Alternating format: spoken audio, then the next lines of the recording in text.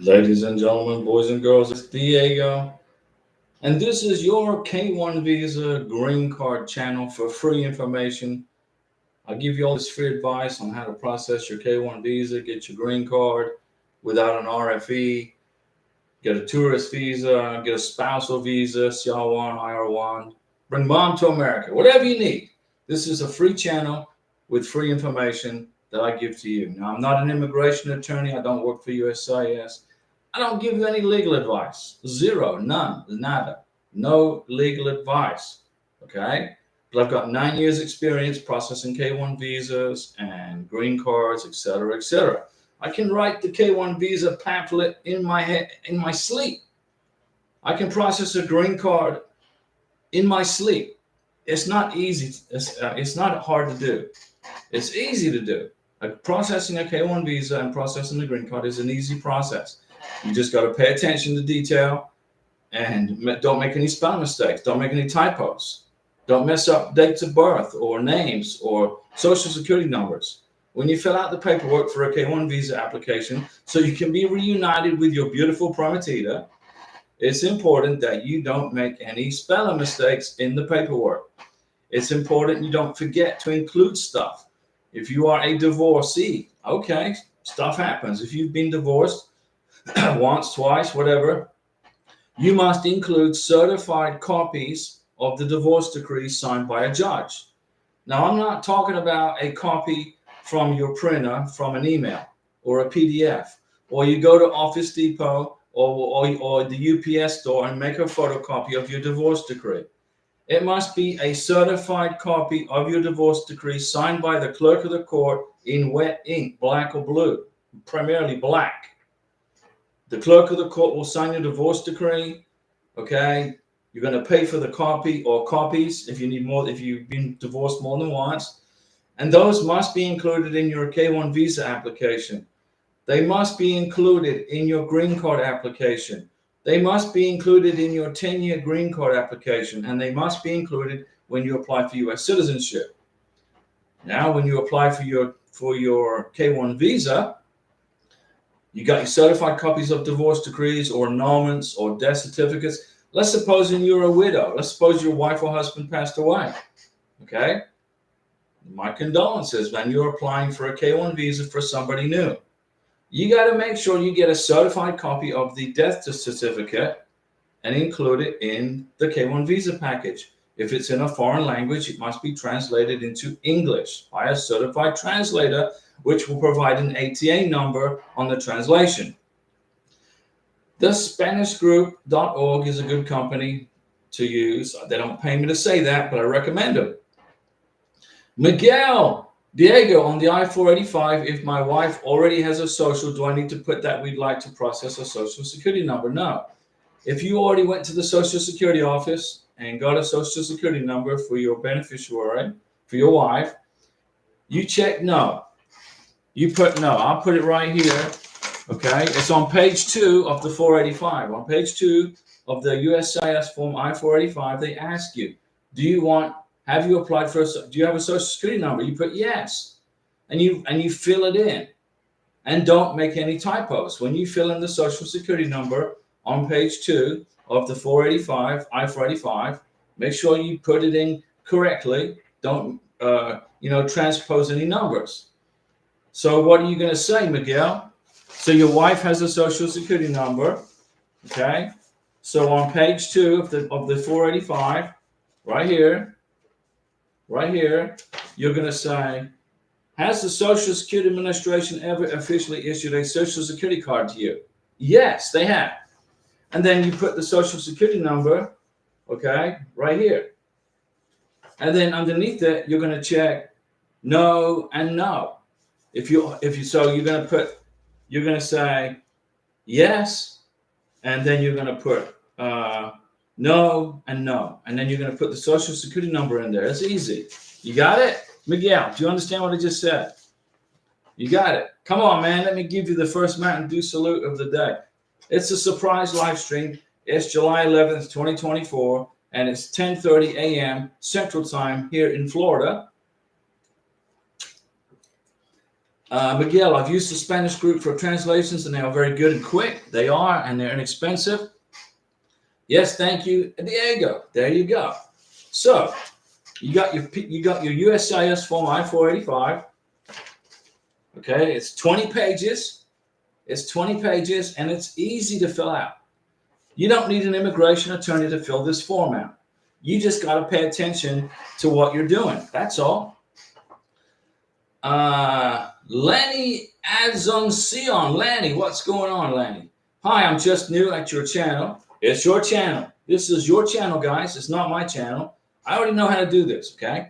This is your YouTube channel. My fiance and I are planning to get married here in Cyprus. Okay, that's an island in the Mediterranean Sea off the coast of Lebanon, right? Can he bring me after the marriage to the United States? No, you cannot. My recommendation is this. Listen, Lanny, my recommendation is don't get married in Cyprus. Have your U.S. citizen sponsor file for a K-1 visa using Form I-129F plus all of these supporting documents. If you get married in Cyprus, okay, you're going to wait probably a year or a year and a half before you can come to the United States on a spousal visa. It's an IR1 or CR1 spousal visa. So it's okay, you can get married in Cyprus if you want, but you're not coming to America until you get the spousal visa approved, okay, which is going to be filled out by your new husband who is an American citizen. I don't recommend a spousal visa because they're a pain. They're a pain to fill out. They're a pain. But they are a little quicker in getting the green card. It's a little quicker in getting the green card. But I don't like, I've been through a spousal visa. It was a pain, okay? I'll never do it again. The K-1 visa is the way to go. So Lanny, to answer your question, welcome to the channel. Welcome to your YouTube channel on how to get a K-1 visa or a spousal visa. If you're planning to get married in Cyprus, you can do that, but you cannot come to the United States until you have a spousal visa approved and you go in front of the scary visa officer, the consular officer at the U.S. Embassy in Cyprus. It takes about a year to do that. So it's either way, you're going to be waiting and waiting and waiting and waiting. Either way, you're going to be waiting, okay? The K-1 visa is easier. It's a little more expensive, but you can be together while you're waiting for the green card to come to you. If you get married in Cyprus, you can apply for the green card in Cyprus, and it'll get issued to you by the U.S. Embassy in Cyprus. What was it, Nicosia? I think it's in Nicosia, but it's just a little bit more complicated of a process, in my opinion. My recommendation, Lanny, is to have your sponsor file for the K-1 visa, fill out the paperwork, get lots of pictures together in Cyprus with your American citizen sponsor and fiance. Have an engagement party in Cyprus with all your friends and all your family. Have an engagement party in regular clothes. Don't wear Cyprus street cultural clothes. And then pull the evidence together and file for the K-1. Bryant Gonzalez, Diego, I do not see what the biometrics fee is for the adjustment of status application. Is it zero now? No, it's not zero. The cost for the green card and the biometrics is $1,440. I'll write it right here. This is how much it's going to cost. $1,440. That price includes the green card application and the biometrics. I think the biometrics is $85, but you make out a check to the U.S. Department of Homeland Security, right here, U.S. Department of Homeland Security, for $1,440, and that is how much it's going to cost for your green card and biometrics. Don't waste your money on the work permit because it's going to be $260 additional for the work permit. Okay, so don't waste your money on the advanced parole. It's $630, and it's only good for 12 months. And then you got to wait, what, 3 or 4 months to get it. It's a waste of time. It's a waste of money. The advanced parole and the work permit combination is $860 plus you got to pay $1,440 for the green card and the biometrics, you're spending $2,300 on one green card. If you got more than one person, if you got 3 people, that's $6,900. Just apply for the biometrics and apply for the green card, $1,440, and you're good to go. And don't mess up the name on the check, U.S. Department of Homeland Security. If you abbreviate that, you're going to mess up. It's going to be a big problem. Everything's going to be sent back to you. Do exactly like I just said. Angelique TV. Hey, Diego, nice collection of hats you have there. I sent out the I-485, the I-130, and I-765. How long do they take to answer to? Should I have just sent the I-485 only? Well, the I-130 is $260. Excuse me, the I-130 is $630. The I-765 is $230. I mean, why are you applying for the? Are you applying for the work permit? Also, I mean, the I-765 is the work permit. I mean, it's not cheap. It's not free. You got to pay for it. Let me see here. I don't want to miss anybody. Everybody's question is important. So, you like the collection of hats? This was Francois Livingston's idea. These hats, Francois Livingston's idea. This is a hat my landlord in Colombia gave to me as a going away present. We had an apartment in Bogota, Colombia for over 2.5 years. This is a hat Karina bought me in Cartagena in Colombia. And this is a hat Karina bought me in Bogota, Colombia. So let's see what we got going on here. I don't want to miss anybody's questions. So you filed for the I-765, which is the work permit. It's $260. You applied for the advanced parole. It's $630. Did you include that in your check for the biometrics and the green card? Did you do that? How long does it take to answer? Probably about 10 days to 2 weeks to respond if you included the G1145. And I should I have just sent the I-485? Yeah, that's what I would have done. I would have just filed for the green card. Rooster, hello, Diego. Got an email from Manila Embassy stating that we can schedule the interview. Okay, that's a Mountain Dew salute. That was quick. Welcome letter. She is trying to complete her vaccines prior to the medical at St. Luke's. It's St. Luke's Extension. Mountain Dew salute, Rooster. The St. Luke's Extension. And whatever vaccines you cannot get completed, you must get them completed before you file for the green card. When you get as many vaccinations done as you can, and then the civil surgeon is going to say, well, you need this and this. If you're missing any, don't panic. Get them done in the United States. Before you file for the green card, repeat the medical exam. Get a brand new 693 certified by a doctor authorized by the State Department to issue green card medicals. Lanny, thank you. How to apply for the fiancé visa and how long does it take? Lanny, I made videos on how to apply for a K1 visa. Go into the channel, type in K1 visa. Type in how to process K1 visa. And I've made like 3 videos on how to do it. Miguel, Diego, why is the adjustment of status so expensive?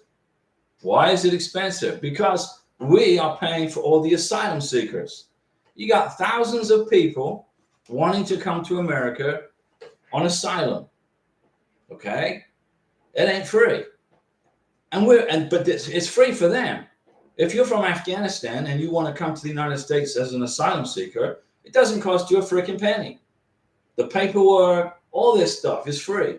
Who's paying for it? We are.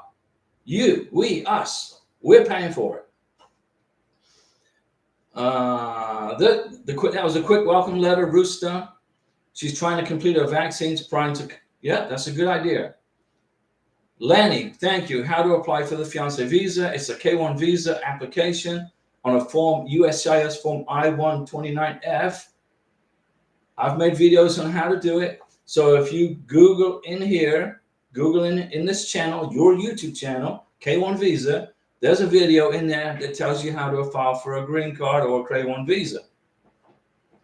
And Bryant says, we're the best, you're the best, we're all the best. Rooster, looks like I will need to mail her the I-134 tax documents and bank statements and pay stubs. Don't forget 6 months worth of pay stubs and a letter from your boss stating that Rooster works here for this much time in this position and makes this much money. Don't forget. And the I-134 has to be signed in black ink. You cannot make a copy of it.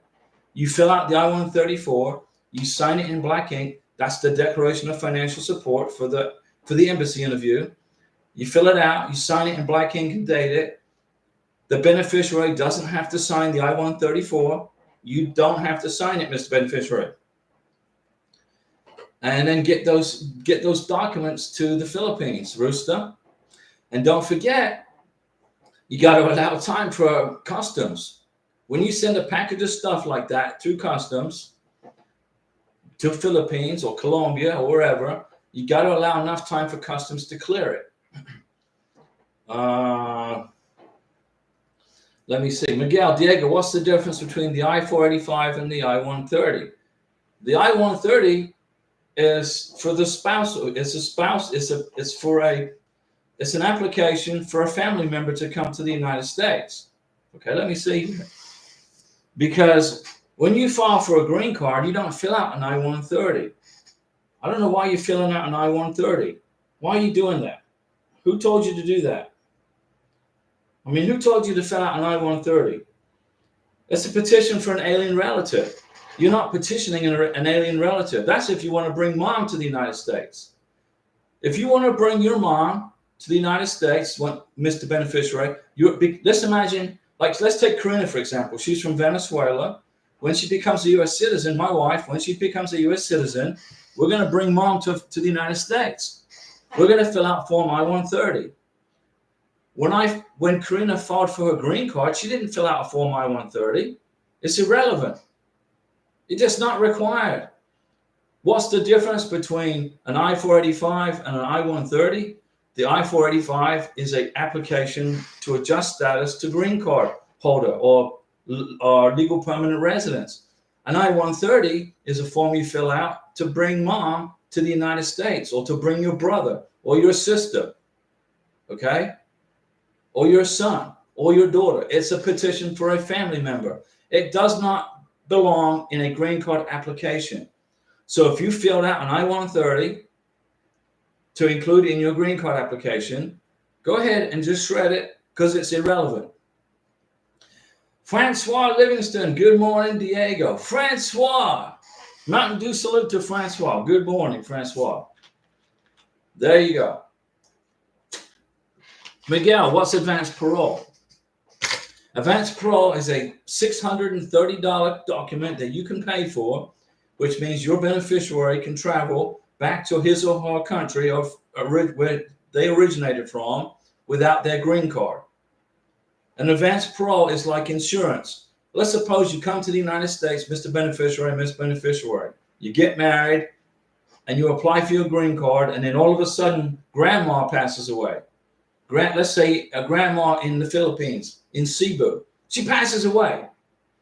If you don't have an advanced parole document, you cannot leave the United States to go to her funeral. You must have an advanced parole document. It costs $630, and it's good for a year, minus the time you waited for it. Okay? Now, if you're coming to the United States to get married and all your family back in the Philippines or in India or wherever you live, Colombia, Venezuela, if everybody's good, nobody's going to be sick, everybody's happy and healthy, grandma's not on her deathbed, you don't need an advanced parole document. Save the money. But if you think grandma's going to pass away while you're waiting for your green card to get adjudicated, then that's when you would probably want to get advanced parole. But having an advanced parole document doesn't guarantee you're going to be allowed back into the United States. You can have an advanced parole document in your hand and say, look, I got permission to return back to the United States without a green card. The Border Patrol officer has the authority to block your entry. If the Border Patrol officer has an issue with you, they can block your entry and then you're totally screwed. Your green card's in process. You're back in the country you started from, and you can't come back to the United States. That's what would happen. It can happen. It can happen. So what's the difference between an I-485 and an I-130? The I-485 is an application to adjust status to green card holder and legal permanent residency. An I-130 is a form to fill out to bring mom, brothers, sisters, aunts, uncles, etc. to the United States. It's got nothing to do with the green card application, and don't include it in a green card application. And Francois says, good morning, Diego. Good morning, Francois, in upstate New York, right, Francois? You're in upstate New York. You're going to go to lunch and got notified from YouTube. We're here. We're on a surprise live stream, but Francois, if you're hungry, go eat lunch. Let me see here. Angel TV, yes, I am the change of status stage. You're at the change of status, okay. Rooster, I will be traveling there in December, on December 1st, but looks like they will be moving faster than I can get there. Okay, you go back when things are moving pretty quick.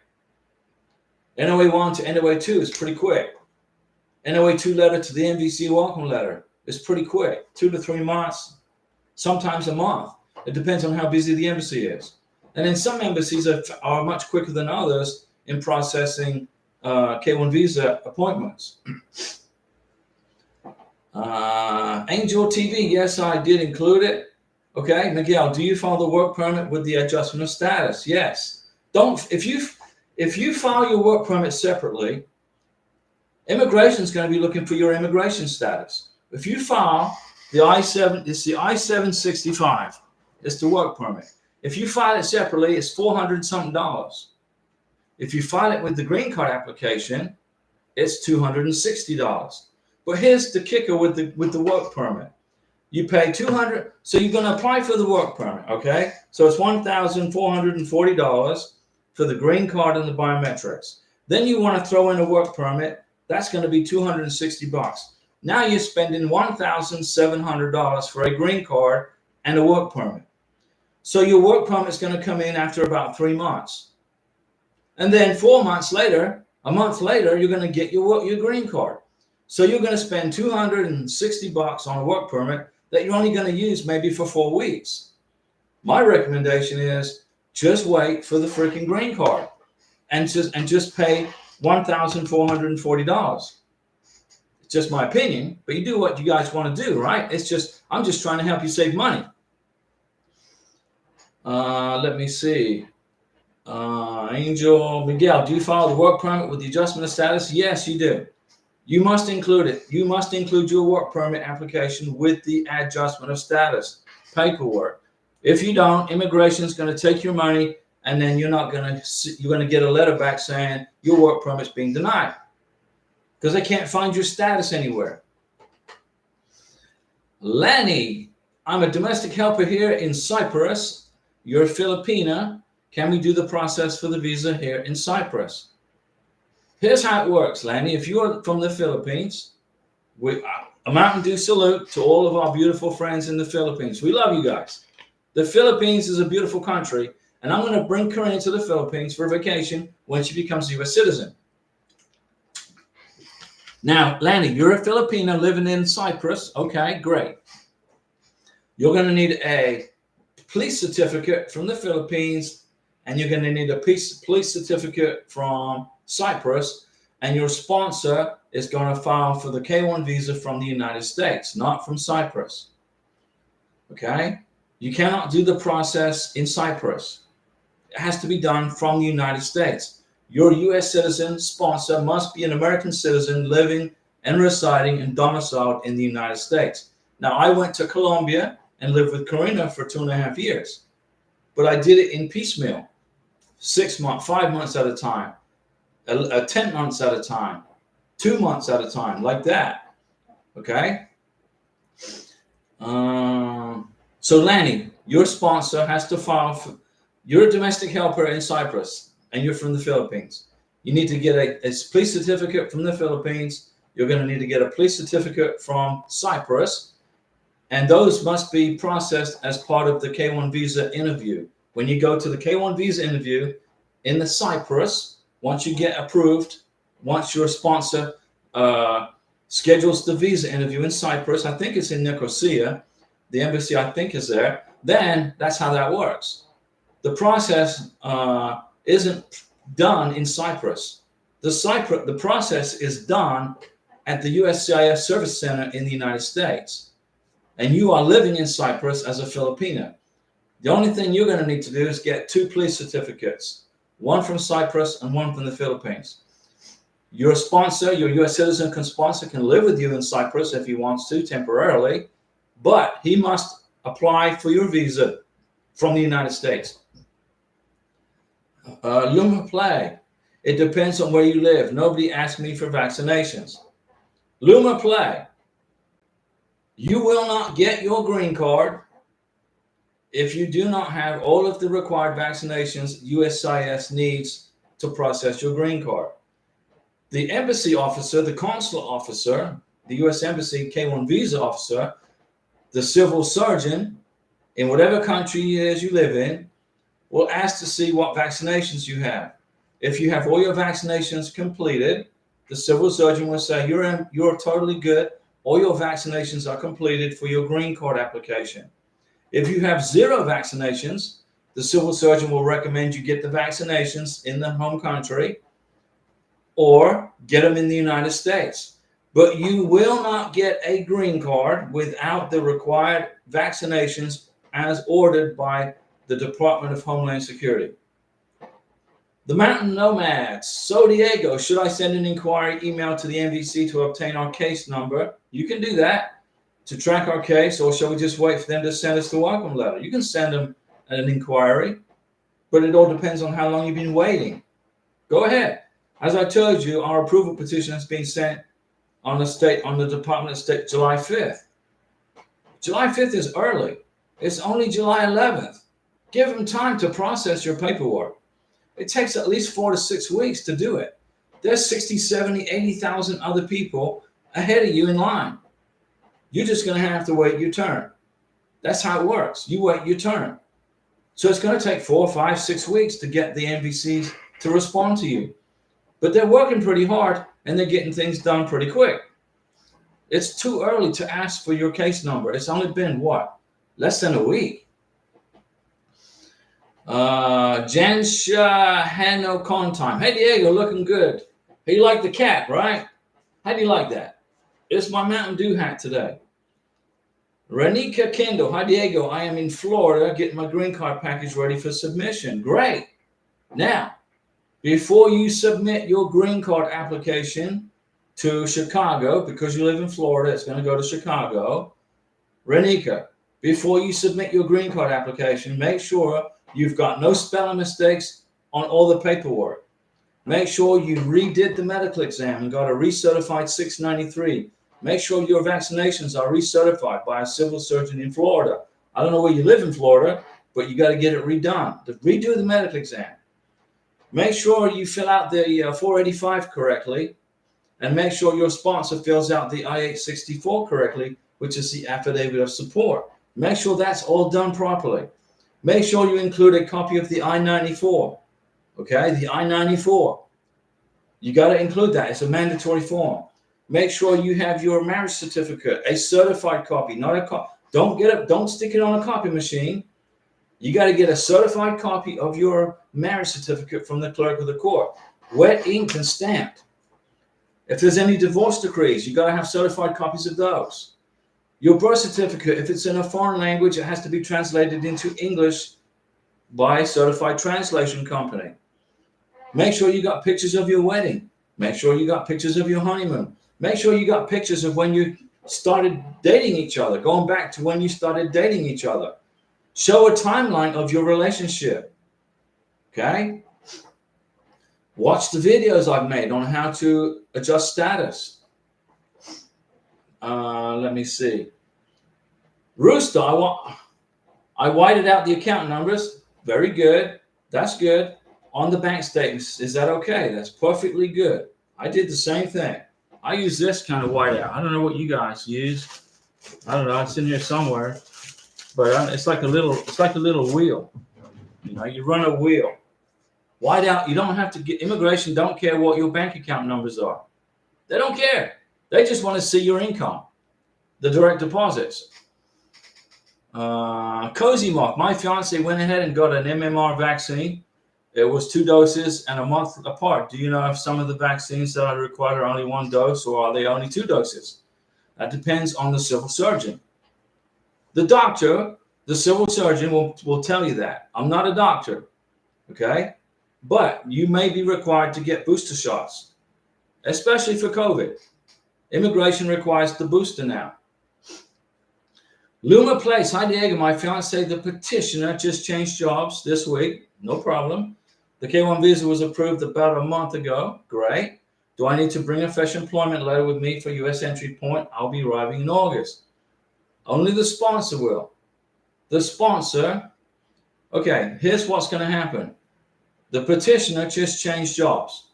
When your petitioner fills out the I-134, the Declaration of Financial Support, your petitioner will put on the I-134 where he works now or where she works, depends. Okay? You update the job status on the I-134. You get a new letter from the new boss. You collect the pay stubs from the new job. They go to the visa interview and they go to included in the K1 visa application, except you don't include the I-134 in the green card application. You fill out form I-864, which is the affidavit of support, which is the exact same thing, basically based close to the I-134. The I-134 is for the K1 visa interview. The I-864 is for the green card. Let me see. Angel TV, do you think they would send me back the money or do I include it for the I-130 since I don't need it? I hope so, because you don't need an I-130 is irrelevant. So it's not I'll give you a Mountain Dew salute just to give you a good warm and fuzzy. I think they probably will. But an I-130 is not part of a green card application. You fill out the I-130 if you want to bring your mom or your brother or your sister or your son or your daughter to the United States. It's got nothing to do with the green card application. If you included a check for that, did you write a check in one complete amount, or did you write a separate check for the I-130? Luma Place, what's the current wait time for a green card? 4 months. 4 months average.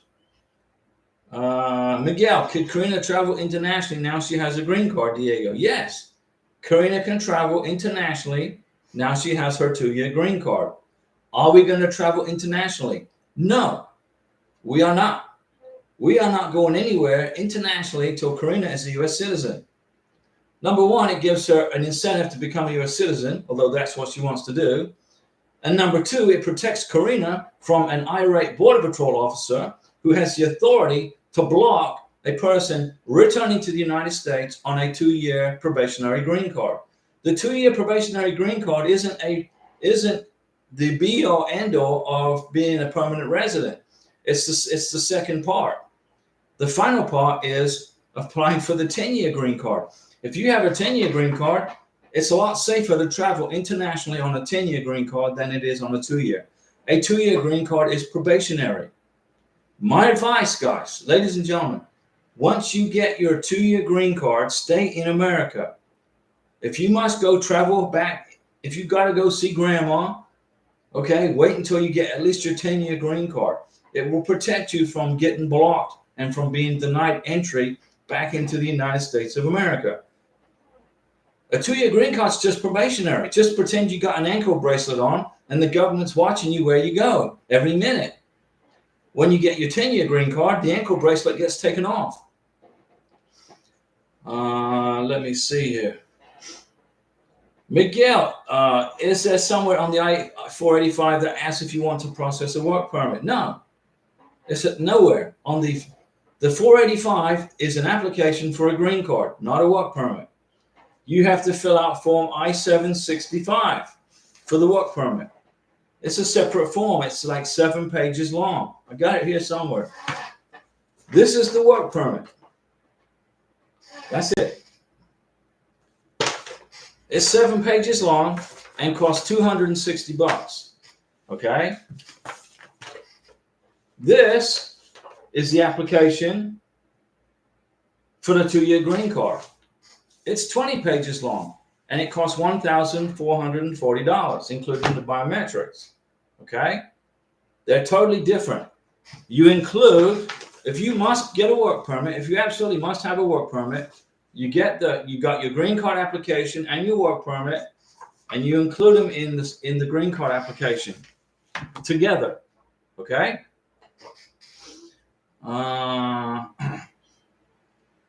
Felix Yeboah Osei Tutu. What's going on, Felix?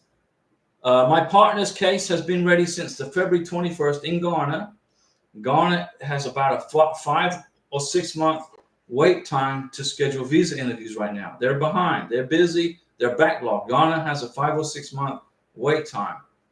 So be patient. If you're in Ghana, hang in there, guys, okay? Jin, hi, Diego. Listening from work with my headphones on. Yay! Jin, listening from work. Very good. Mountain Dew salute. Renika Kendall, yes, I redid the medical. Good job. Very good. Very good. Very, very good. Very good. Luma Place, we have to redo the medical. Redo the medical.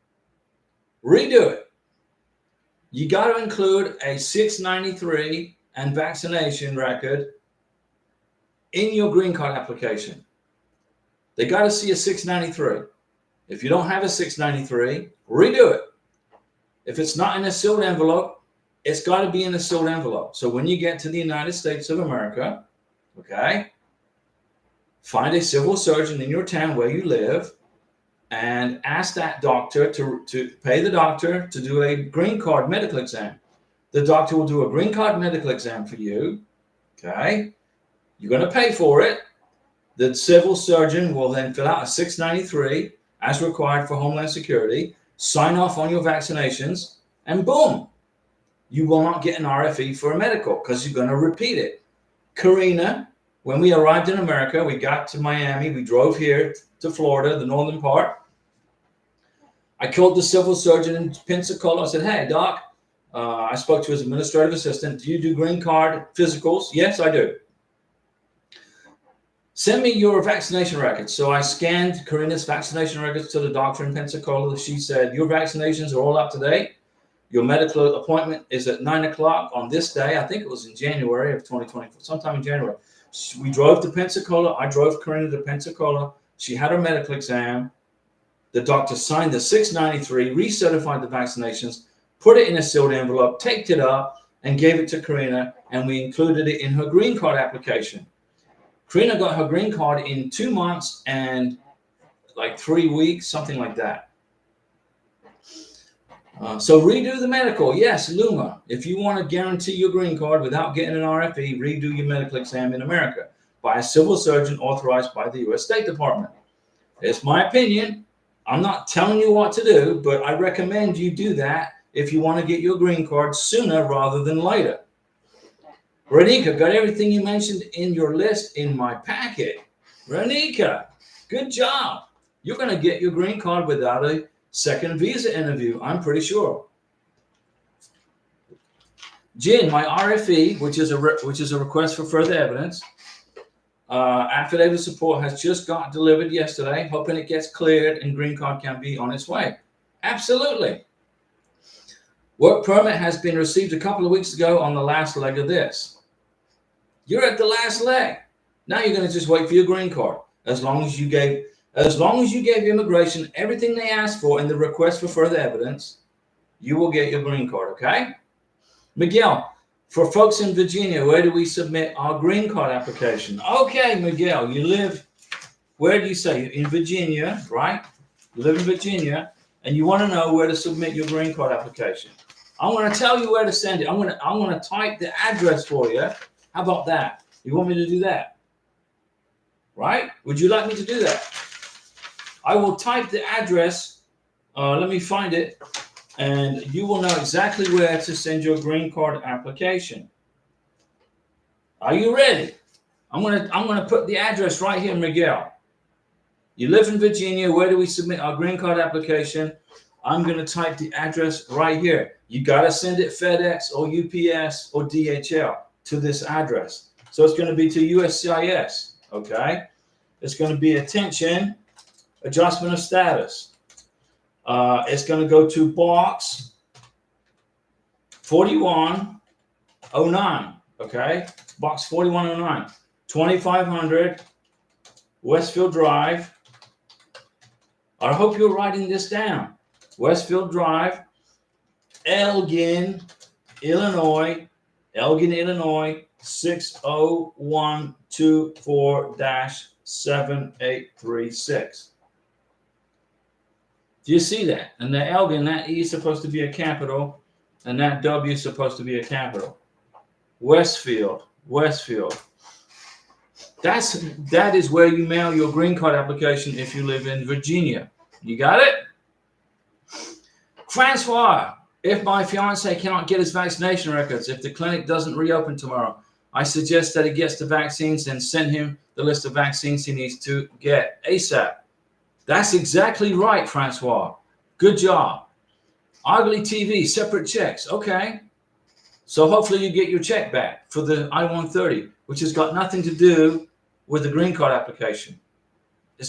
Who told you to submit an I-130 with your green card application? Who told you to do that? I'm just curious to know. Luma Place. Yes, please. We'll be living in Alabama. Alabama. Well, you're going to be sending your stuff to Chicago. Okay. If you live in Alabama, this is the address. Okay. Let me see here. No, Arizona. Correction. You're going to send your stuff to Arizona. This is DHL, UPS, or FedEx. If you live in Alabama, your green card application goes to Arizona. It goes to USCIS. Listen up now. Pay attention here. Adjustment of status. It goes to box 20500. Okay. Box 20500. 1820. Sky Harbor. So that's close to the airport in Arizona, in Phoenix. Sky Harbor, Circle, South, and it goes to Suite 100. Okay, excuse me, yeah, Suite 100. Phoenix. So that's close to the airport. Phoenix, Arizona. Let me fix these typos here because I don't have my glasses on. Phoenix, Arizona, 85034. 85034. This is where if you live in Alabama, this is where you send your green card application. Right there. Okay, you got it? Let me see here. So there you go. If you live in Alabama, Luma, that's where you're going to submit it. Write it down. Lanny Azoncion. Can my husband sponsor me to visit him in the United States while we're waiting for the spousal visa? If you are, Lanny, if you are married to an American citizen, you got to file a spousal visa. Okay? Can you sponsor you to visit him? No. You have to file for the tourist visa. If you're in Cyprus, right? You're a Filipino living in Cyprus, and you're telling me you want to get married in Cyprus. If you get married in Cyprus, you're going to have to, your new husband will have to file a spousal visa, a CR1 or IR1 visa, okay? Depending on how long you've been married when he files it, okay? You, Lanny, can file for a B2 tourist visa. Your husband doesn't do that. You have to do that. In order to come to the United States as a tourist, you got to get a tourist visa. It's much easier just to file the K1 visa if you're not married and have your sponsor come and visit you in Cyprus. It's very difficult these days getting a tourist visa. Why? I don't know, but it's difficult to get. Let me see. But yes, Lanny, you can file for a tourist visa. Your husband, if you get married in Cyprus, You have to be the one that files for the tourist visa, not your husband. Your husband files for the spousal visa. Miguel, yes, thank you so much, Diego. Do I need to include all relationship trajectory since the first day in the green card application, or just relation evidence since the K1 visa interview? I recommend you include pictures from when you started your relationship. When you file for your green card, when Karina filed for her green card, we included pictures from 2021, 2022, 2023, and 2024. Okay? We had 4 years worth of freaking pictures for the green card. We didn't include any chats because we're together.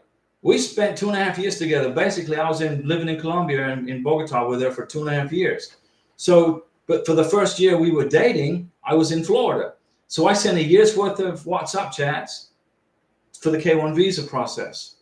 Then I relocated to Colombia for a long time. I told my boss, hey, dude, I was a real estate agent. I said, hey, I'm going to be in Colombia. Back and forth, back and forth. Don't look for me to be doing any work because I want to be with Karina. She's more important to me than making money. I'd rather be with her. Okay? But I included 4 years worth of pictures in the green card application, not chats. I didn't put any chats in there. Let me see. Luma Playa. Luma Place. Thank you, Diego. No problem, Luma. Spin B just did my biometrics. That's a Mountain Dew salute right there. How long do you think I'm done with the adjustment of status? It's going to take 4 to 5 months to get your green card after you get your biometrics. Francois, Diego, I missed your comments about the vaccines. Go get them. Francois, call your husband-to-be and tell him to start getting his freaking vaccines. Send him that list. Send him that list of vaccines and say, start at the top and work your way down and get them done. And then it will save you a big headache when it comes to apply for the green card. You don't want to be in the United States trying to figure out what vaccines you need, right? You don't want to be looking for doctors to give you vaccines. You want to get them all done in the United Arab Emirates.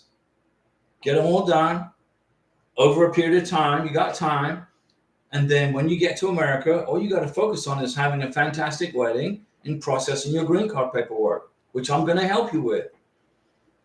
So go ahead and send him the list of vaccines and get him started. Get him started on them. Miguel, so for the green card application, are chats necessary? Not necessary. You guys are living together. Now, I don't know if you can see or hear my comment because there's a commercial running. Okay? There's a commercial running. So when the commercial gets done, I will reiterate what I just said so you can hear me. When Karina applied for her green card, we didn't include any chat logs. Why not? Well, we lived together for most of the time, and she's in Florida now, living in her house with me. So we talk to each other face to face every day. So it's not necessary to put in any chat logs. Jin, I also included all the photos of 4 years with the green card app. That's good. Keep the files neatly organized and backed up so you can put them all together for the K1 application, embassy interview, and green card application. Now, listen up. When you get your green card, when you get your 2-year green card, it's a probationary green card. When you get your 2-year green card, start putting a file together for your 10-year green card. The 2-year green card is basically an ankle bracelet around your ankle where you've got 2 years permission to live in the United States. If you have 3 months before your green card expires, you must lift the conditions off that green card. You got to file for a 10-year green card 3 months before the 2-year green card expires, 90 days before. Not 91 days before, not 90 days before, 89 days before, 88 days before, 87 days before. That's when you lift the conditions off your 2-year green card. If you do not lift the conditions off of your 2-year green card, you will get deported. Immigration is going to look for you. They're going to send you a letter of deportation or a hearing. They're going to send you a letter to appear in front of an immigration judge and say you're going to be booted out of the United States because you didn't lift the conditions off your 2-year green card. It's imperative that you start collecting an evidence file now. Like Karina, she just got her on June 25th of 2024. Karina got her 2-year green card. We already have a file started for her 10-year green card. So when it comes time to apply for her 10-year green card, we already have her name. We already have 2 years worth of freaking evidence. Pictures together over the next 2 years, plus back when we started dating in 2021. So when Karina applies for her 10-year green card, we're going to have pictures from 2021, 2022, 2023, 2024, 2025, 2026, right? Etc. She's on the water bill. Her name is on the water bill. It's on the gas bill. It's on the trash bill. We're keeping those. We're keeping those bills with her name on it. We're keeping the bank statements. Her name is a joint owner on the bank statement. We're keeping the bank statements with her name on it for her 10-year green card. Immigration is going to want to see when you guys got married and when did you open your bank account together. Listen up. This is very important. Karina and I got married in January, and we opened up our joint bank account together in January. Why? Well, number one, she's my wife. Number two, I want to make sure she has financial security if something happens to me. And number three, it gives me a time stamp on the bank statements as to when we opened our account. So we opened our account January of 2024 with the bank. When we applied for Karina's 10-year green card in March of 2026, we're going to include that first bank statement from January of 2024 with her name on it. That tells immigration that we've been joint bank account holders for 21 months. That's very important. Okay, make sure you do that. Jen, very good job. Miguel, thanks, Diego, and Jen. And Jen, thanks for the 10-year tip, Diego. We'll keep making sure to make a point of getting things with both of us in it. No, with everybody, family, friends. Immigration couldn't care less about selfies, guys. I've got thousands of selfies with Karina all over Colombia, on the border with Venezuela, on the border with Uruguay. I mean, I got pictures, selfies with Karina all over freaking Colombia and here in America. But immigration want to see pictures with family and friends. So we've got lots and lots of pictures with Karina and I and her cousins and her nephews and her brothers and her nieces and nephews and her friends. When Karina was the manager of ice cream stores in Bogota, we got group pictures with all of her friends that she worked with, who worked for her. She was the boss. All these pictures went in her 10-year green card application, not the selfies, just maybe 5 or 6 selfies. But the majority of the pictures that you must include in your 2-year green card application and your 10-year green card application and your K-1 visa application should be pictures with family and friends. On the pictures, you're going to write the names of the people in the pictures, the date the picture was taken, and where the picture was taken. So I got a picture with Karina and all of her friends. Karina, everybody loves Karina. She got so many friends I can't count them all. In Colombia, in Venezuela. Karina was with her friends, and I said, hey, let's get a group picture. We were like 5 or 6 friends of Karina's. We got a group picture of all of us. I was the only guy in the picture, and there's 6 beautiful women and me, the ugly old Navy guy. That picture was printed. The names of her friends and Karina was put on the picture. The date the picture was taken and where. It was taken in Bogota on Calle 45, I think it was. Calle, that's the name of a street. That went in the K-1 visa application. It went in the green card application. It's going to go in her 10-year green card application. Let me see. Luma Place. Is advanced parole that risky? Yes, it is. Advanced parole is like walking through a landmine. Okay?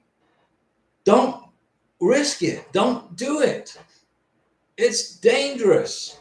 Border Patrol officers love blocking people on advanced parole documents. They look for any excuse. Let's suppose you leave the United States on an advanced parole document while waiting for your green card. You want to go on vacation.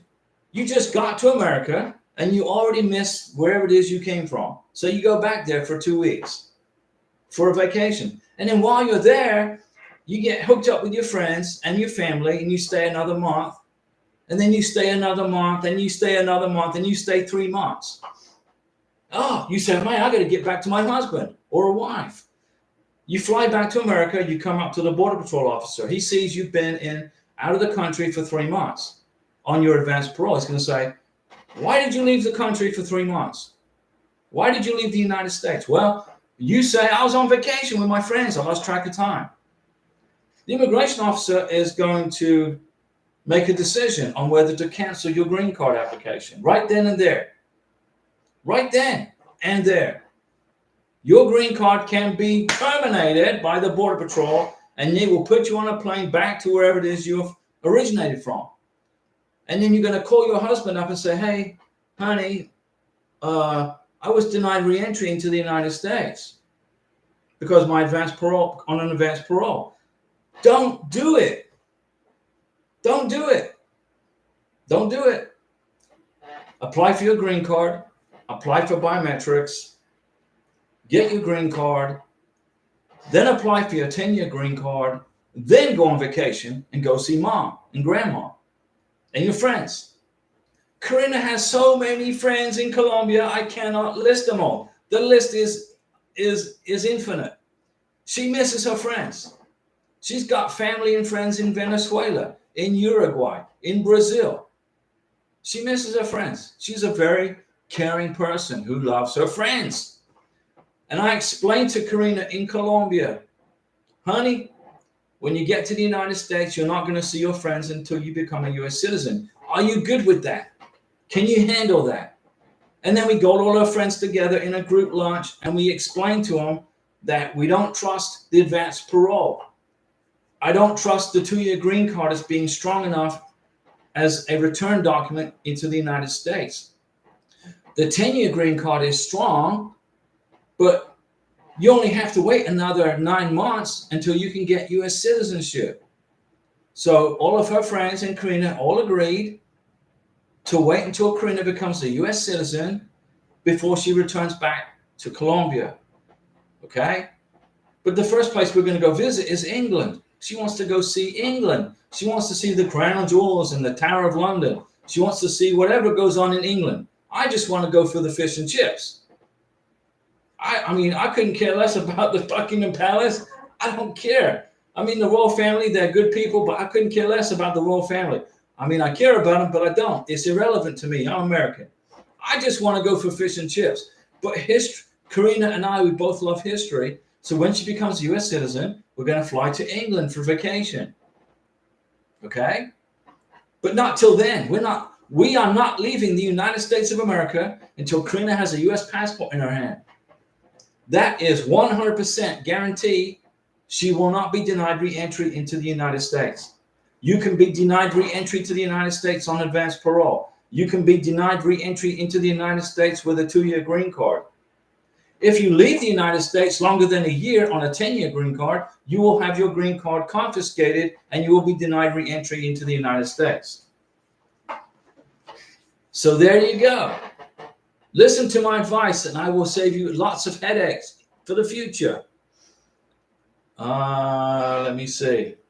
Jen, I will be making sure to make a point of getting things with both of us on it. There you go. Loom apply is advanced parole yet risky? Yes. Don't waste your money why? Because I have to re-enter the country I came from a year ago is up, so I don't lose my resident permit, and also because my mom is very old and I want to see her. Loom applies. When you come to America and you get your do not leave until you get your green card. An advanced parole document will not guarantee your re-entry into America. Okay? It's one. The consequences of marrying an American citizen is you're leaving your home country, you're leaving your family, you're leaving your friends, and you are starting a new life in America. That's the consequences of being a beneficiary for a K-1 visa or a spousal visa. You're leaving your home country. You're going to live in America. This is your new home. When you get here, do not leave the United States until you have your 10-year green card at a minimum. Better yet, wait until you become a U.S. citizen. It's only 3 years to wait. If your mom is very old, you want to see her, I understand that. But it's the consequences of living in America to a U.S. citizen is you leave your family behind. I know I made sure we had a big family gathering of friends with Karina, her brothers, her nephews, her nieces, her friends, and we all sat around a table in Bogota, and I said, look, this is the process, Karina and friends, in Spanish. When Karina comes to America, don't expect to see her for at least 3 years. Are we good? Are we in agreement? Her mom is in Venezuela. Mom was included in the conversation on a WhatsApp phone. Mom said, I'm good with that. Her brothers, I'm good with that. Her sister in Venezuela, I'm good with that. That's how it flies. That's how the cookie crumbles, guys. Wait till you become a citizen, get your American citizen passport, and you never have to be worried about immigration again. Jen, can you give me a real estate tip on how to add my husband on my property as an owner? Yeah, you go to the property appraiser's office, the person that you pay the property taxes to, and fill out you can either do a quit claim. It's very easy. Just add him in a quit claim. Isn't that already his half since we are married? Technically, yes. But if you want to avoid a big probate battle, if something should happen, put his name, okay, on the deed to the house. I put Karina's name on the deed to the house. Her name's on the deed to the house. Yeah, she's my wife. If something happens to me, she's going to get the house. But in order to protect Karina from any pterodactyls out there who may put it into probate, she's not going to have to worry about that because her name is on the deed. Okay, there's a lot of velociraptors out there that love going to hearing the reading of wills, etc. Okay, make sure you protect your beneficiary. Put him or her on the deed to your house, on the title to your car, etc. Isn't it they already have? Yeah. Should I go to the county appraisal office? No, you go to where you pay your taxes, where you pay your property taxes on the house. I don't know where you live, but where I live in Florida, we went to the government office where I pay my property taxes. I filled out a quit claim form and said, this is my wife, put her on my house. They took the form. I paid, I think it was like $10. They put her name in the computer and added her to the deed. So Karina now is not only going to be getting this house when something happens to me, she's also going to be getting this house without any probate, or without the velociraptors and the sharks, the tiburons swimming in the water coming after her if that should happen. I protected her. Let me see. Jen, here in Texas. All right, Texas, great. Then Florida, great. Now I like Texas. I've been to Texas lots of times. The only reason I didn't move to Texas is because the property taxes are insanely high. The property taxes on a $200,000 house in Texas, a $200,000 house, which is next to impossible to find anywhere, is like $4,000 to $5,000. The property taxes on a $200,000 house in Florida is like $1,200 to $1,300. The property taxes in Texas are insanely high. I will never live in Texas, but I will visit on vacation. Good, and Jen, it's a good plan to move to Florida. Paya, India. Hi, Diego. What's going on, Paya, India? How are you? Sergio Morlan. Hi, Diego. How is it going? It's going great. Out of curiosity, are you guys planning on traveling outside the country now your wife has her green card? No, we are not. We are not going anywhere except to Nevada. We're going to go to Las Vegas. Okay? And I haven't thrown any Diego's pixie dust on any of our wonderful people out there in YouTube land. So this is for your green card and K1 visa success. Here's the pixie dust for you. We are not traveling anywhere except inside the United States of America. Karina came to the United States to be with me, to marry me, and to become an American. She is in the process of becoming Americanized. She's learning the Constitution. She's learning how to drive a car. She's learning the history of our country. She knows what the amendments are to our Constitution. She's studying about George Washington, and she's learning about the difference between Republicans and Democrats. Although honestly, there really is no difference between Republicans and Democrats. They're both part of the same problem. I call them the uniparty. I'm independent. But she's learning about America. And then when she becomes a citizen of the United States, we're going to have a big celebration. And then we're going to go and fly to London for maybe 2 weeks vacation. I want to take her to London for 2 weeks. And then I would like to visit Malta.